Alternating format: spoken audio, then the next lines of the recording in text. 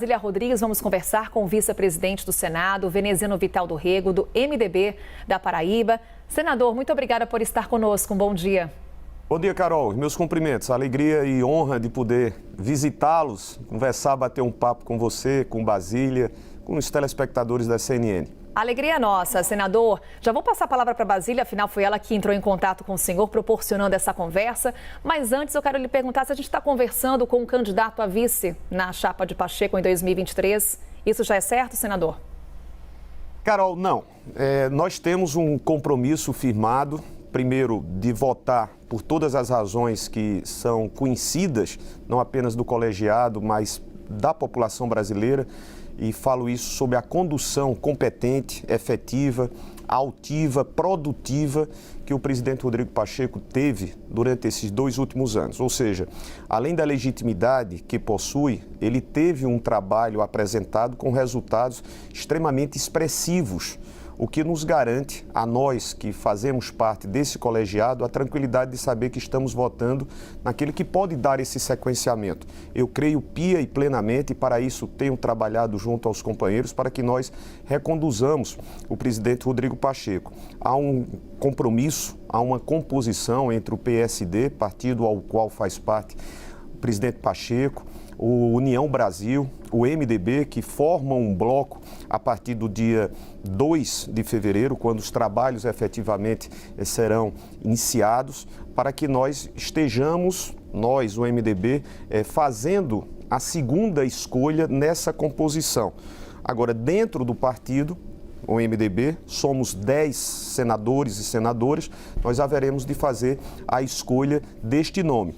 É evidente que nosso nome está à apreciação dos integrantes. Tive a alegria, satisfação, honra de poder, nesses 2 últimos anos, poder responder na condição de vice-presidente ao lado de Rodrigo e ao lado de outros integrantes da mesa.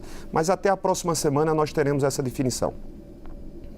Senador, vou continuar então no assunto eleição para a presidência do Senado Federal, acompanhar aqui a minha amiga Carol, e saber da candidatura de Rogério Marinho, ele que é o candidato pelo PL. Ontem à noite, Marinho esteve aqui na CNN Brasil e falou aos brasileiros sobre o seu ideal de ser o novo comandante, o novo presidente do Senado, que seria fundamental para manter uma casa independente dos outros poderes, uma casa com ritmo acelerado na votação de propostas de interesse do país. Esta candidatura ameaça ou ao menos faz cócegas na ideia que parecia já tão cristalizada de reeleição do atual presidente Rodrigo Pacheco? Basília, primeiro eu quero registrar aqui o respeito que todos nós temos. Eu fui colega do hoje senador Rogério Marinho, nós fomos colegas na Câmara Federal. É um homem público de formação intelectual, experimentado e que tem a legitimidade, como qualquer um dos que integram o Senado da República, de apresentar o seu nome à disputa. Mas, fundamentalmente, é importante que nós aqui registremos. Tanto é que, na primeira indagação que Carol me fez, fiz eu questão de salientar os motivos, razões, fundamentando-as para que a nossa escolha se dê em torno do nome do presidente Rodrigo Pacheco. Nesses 2 anos, um período difícil, delicado, no qual estivemos envoltos a uma pandemia, um problema também delicado de instabilidade institucional, muito lastimavelmente, graças à participação nada equilibrada do Executivo sob a condução do presidente Bolsonaro, nós tivemos o presidente do Congresso, o senador Rodrigo Pacheco, tendo uma altivez de posicionar o Senado da República, de posicionar o Parlamento, de manter moderadamente, mas sempre de forma efetiva e firme, os laços institucionais, junto principalmente ao Supremo Tribunal Federal, porque foram as 2 casas mais deliberadamente atacadas pelo presidente Jair Bolsonaro, o ex-presidente Jair Bolsonaro. E quando eu digo deliberadamente é porque ele falava a um segmento considerável da população, instigando-a a atacar as imagens destes 2 poderes. a Corte Suprema e o Congresso. E lá nós tivemos o presidente Rodrigo Pacheco atuando. Quando você observa sobre pautas de discussão que foram debatidas e que foram votadas, o senador Rogério Marinho, ele se equivoca. Nós não deixamos absolutamente nenhuma matéria sem que ela tivesse tido a apreciação, deliberação aprovada ou rejeitada. Vamos aqui citar rapidamente alguns exemplos. O marco regulatório da cabotagem, a comercialização marítima, o marco regulatório das ferrovias, demandas que foram apresentadas pelo próprio Executivo, em nenhum momento teve da mesa, sob a condução de Rodrigo Pacheco e demais outros integrantes, como líderes da oposição ao governo, qualquer dificuldade para que nós apreciássemos pelo menos 5 PECs que tratavam sobre demandas apresentadas de natureza orçamentária e financeira pelo governo federal. Então, esse pronunciamento, essa fala, ela não se sustém sob quaisquer aspectos. E é por isso que eu creio, evidentemente, nós estamos diante de um processo de escolha, ou seja, um processo eleitoral. Nós não podemos absolutamente desconhecê-lo, mas creio plenamente que o presidente Rodrigo Pacheco haverá, inclusive, de poder passar, ter mais votos do que na primeira oportunidade. O voto secreto não é uma coisa que ameace ou signifique perigo para os senhores? Não, absoluto. Nós respeitamos, até porque é uma previsão, o voto secreto. Se ele viesse a ser aberto, enfim, também não mudaria nada. Há conceitos estabelecidos. A senhora senadora, o senhor senador que vai fazer essa escolha, haverá de estar diante de companheiros que, legitimados em apresentarem-se como postulantes, mas de uma candidatura como a de Rodrigo Pacheco, senador atual, presidente Rodrigo Pacheco, que fez. Ou seja, isso nos tranquiliza a saber que os próximos 2 anos, se nesses 2 tumultuados anos de pandemia, de instabilidade institucional, de provocações feitas pelo ex-presidente, de ataques sistemáticos às imagens da Corte Suprema e do Congresso Nacional, de ambas as casas, Câmara e Senado, Rodrigo teve uma postura como não poderia ser diferente. Um cidadão de formação jurídica, um cidadão que tem firmeza, repito aqui nas palavras, que teve altivez e que mostrou a serenidade de manter esses laços. E esses laços foram fundamentais agora, pós-episódio do dia 8. A resposta que o presidente Lula, que o Congresso Nacional, inclusive tive eu a oportunidade de responder pelo Congresso, pelo Senado, na ausência do presidente Rodrigo Pacheco e do Superior Tribunal do STF, através da figura da presidente Rosa Weber, foi algo fundamental e indispensável para transmitir à população brasileira o grau de segurança e de estabilidade, para que a democracia se mantivesse ija e se mantivesse sobre os seus postulados. E um destes é exatamente essa harmonia entre os poderes. Então vamos falar um pouquinho sobre os atos criminosos. Senador, o senhor esteve à frente dos trabalhos no Senado, nos fatos subsequentes à invasão das sedes dos 3 poderes. Na oportunidade, o Rodrigo Pacheco estava de férias fora do Brasil e logo naquele primeiro momento, o senador falou-se sobre a possibilidade de abertura de uma CPI no Senado. Lula não vê com bons olhos, ele chegou a falar em confusão tremenda, a possibilidade de instalação da comissão numa entrevista à Globo News. O senhor defende a criação da CPI? Eu subscrevi, tanto eu quanto um bom contingente de senhores parlamentares e senhoras parlamentares. Nós sabemos que a Comissão Parlamentar de Inquérito, ela pode, e esse é o propósito, o fulcro das comissões quando instaladas, é o de colaborar através de processos investigativos, como nós tivemos, Carol, recentemente, no ano de 2021 para 2022, a CPI da Covid. Tantas informações que vocês depois trouxeram e colaboraram tanto nesse processo traumático que o mundo viveu e não diferentemente o Brasil e os brasileiros vivenciaram da Covid, fatos, vamos aqui mencionar um que penso mais grave, das negociações espúrias que se davam dentro do Ministério da Saúde. Isso foi possível através da Comissão Parlamentar de Inquérito. Eu penso que é um instrumento importante. Ouvi ontem a fala do presidente Lula, não é de deixar de observar e de levar em consideração, mas é uma decisão que caberá ao Parlamento, evidentemente, nesses bons relacionamentos mantidos, nesse momento de estreitamento, diferentemente do que nós observamos nos 4 últimos anos.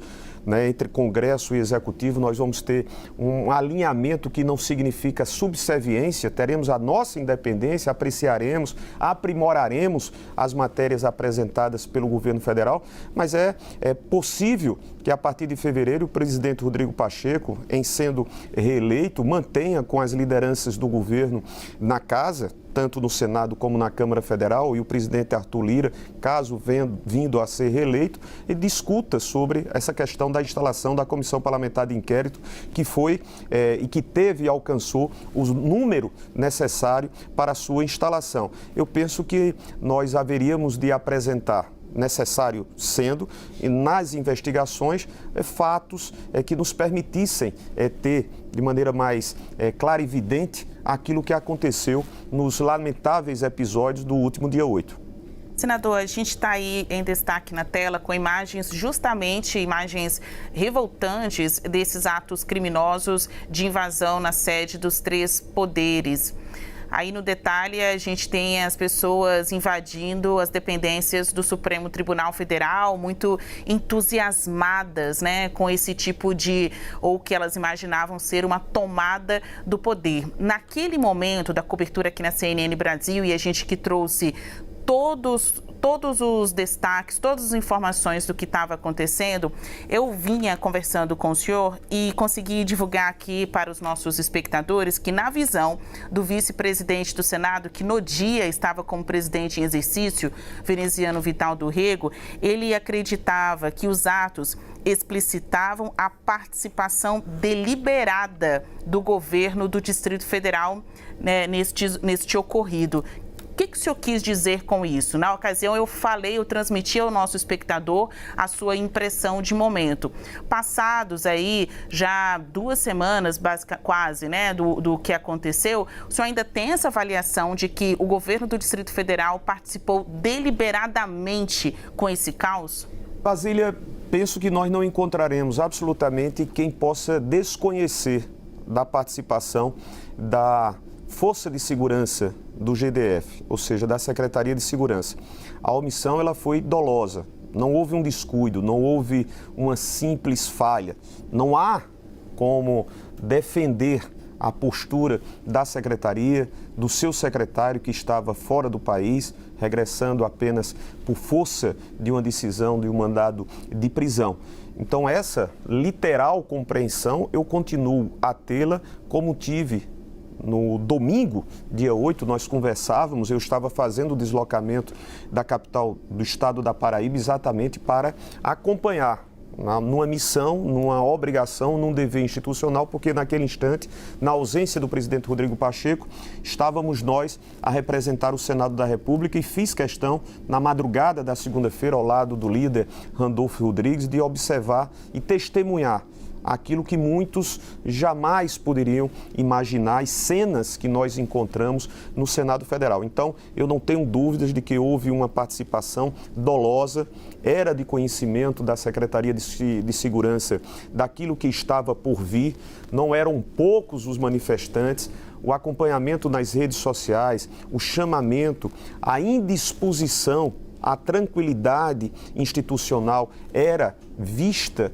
naqueles últimos dias que antecederam o dia 8. Então, esse convencimento eu tenho da participação, não apenas negligente, mas de uma omissão dolosa da Secretaria de Segurança, que tem, ou que tinha, sob a sua responsabilidade de condução administrativa, o ex-secretário Anderson Torres, e que terá, efetivamente, necessariamente, que se explicar diante dos atos do dia 8, se explicar diante daquilo que foi descoberto em sua residência, uma minuta que era uma prévia de ato golpista proposto ou que se pretenderia o governo que concluiu a sua passagem no último dia 31 de dezembro. Então, eu continuo com as mesmas literais impressões, Basília. Anderson Torres, então, é uma pessoa que com certeza será chamada a depor na CPI dos atos antidemocráticos, se de fato isso for instalado. Eu entendo que ela é oportuna, ela não é política ou de uso de palanque político. Não é isso, o nosso propósito não é esse.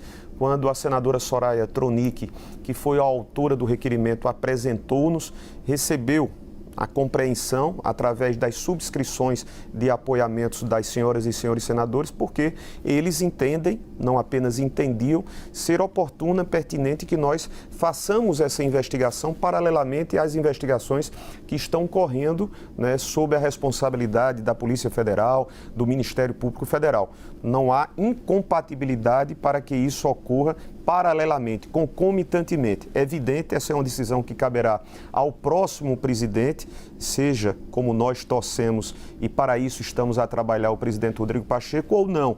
Agora, uma comissão parlamentar de inquérito, caso venha de fato a ser instalada, terá como um dos seus primeiros depoentes o ex-secretário Anderson Torres.